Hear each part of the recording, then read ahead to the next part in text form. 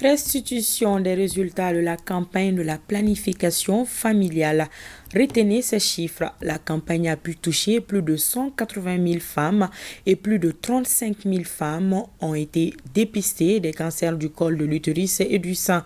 Pour en débattre, les acteurs de la santé et de la reproduction et leurs partenaires étaient réunis à Bamako. La rencontre est organisée par l'Office national de la santé et de la reproduction au NACR. C'était en présence de Sokona Kamisoko. Sur une prévision de 400 000 femmes, la campagne de la planification familiale 2023 a pu toucher plus de 180 000 femmes. Au terme de cette 19e édition, plus de 35 000 femmes ont été dépistées des cancers du col de l'utérus et du sein. L'information est livrée au cours de cet atelier qui réunit les acteurs sanitaires de plusieurs régions et du district de Bamako.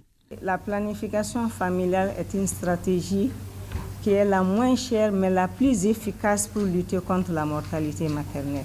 Et cette campagne est le cadre de l'offre gratuite des services de planification familiale à la population. Parce que nous savons quand même l'un des obstacles qui est une barrière entre la population et l'utilisation des planifications familiales, c'est le coût. Une série de recommandations sont formulées par les participants.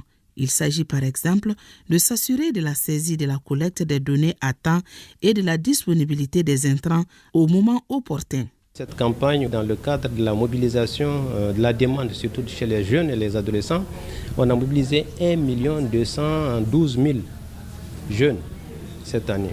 Donc pour vous dire que c'est vraiment une amélioration de nos indicateurs à ce niveau. Mais il nous reste beaucoup de choses à faire. C'est ce qui montre que les recommandations qui ont été formulées doivent être prises en charge.